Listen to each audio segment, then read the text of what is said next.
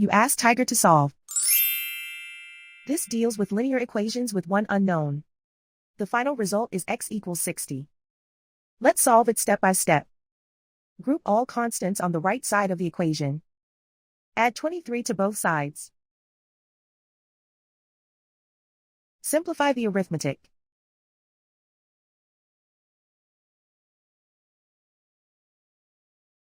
Isolate the x. Multiply both sides by 3. Group like terms.